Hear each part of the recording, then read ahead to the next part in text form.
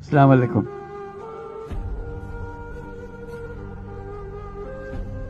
তোমাদের দেখছি আর ভাবছি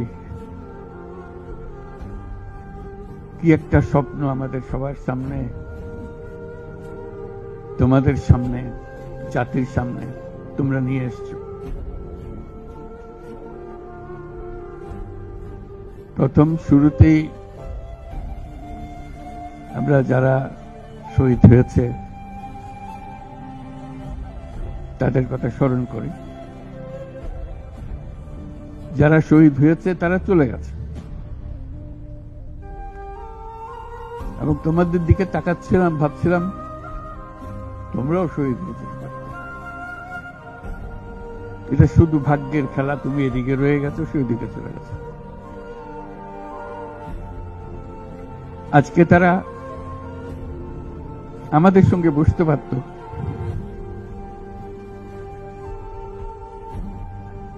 কিন্তু সেই সুযোগ তাকে দেওয়া হয়নি, তাদেরকে দেওয়া হয়নি। আমরা এপারের আর ওপারের মানুষ হয়ে গেছে। শুধু ঘটনা চক্রে কোন নিশ্চিত বলার উপায় ছিল না তুমি এখানে থাকবে, সে চলে যাও। তুমি হয়তো 1 ঘন্টা আগে রওনা হয়েছে, 1 ঘন্টা পরে রওনা হয়েছে, এতেই তার সমস্ত কিছু পাল্টে গেছে।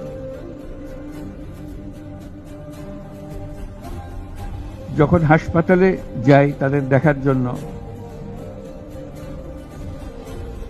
তাকাতে কষ্ট হয়। এরকম তরতাজা একটা ছেলে, একটা মেয়ে এরকম ভাবে কিভাবে ছিন্ন বিচ্ছিন্ন হয়ে যায়। মাথার খোল চলে গেছে, এদিকে পা চলে গেছে। একজন তাজা তরুণ রংপুরে আমাকে বলল, ফুটফুটে একটা ছেলে, স্যার আমি সারা জীবন ক্রিকেট খেলতে চেয়েছিলাম, ক্রিকেটার হব। এখন দেখেন আমার পাটা কেটে ফেলেছে। ওই পা রাখার উপায় ছিল না।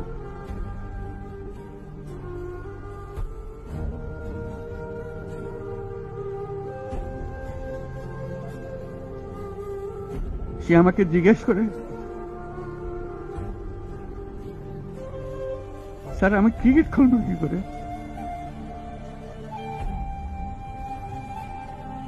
ক্রিকেট তার মাথার থেকে যাচ্ছে না, পা নাই।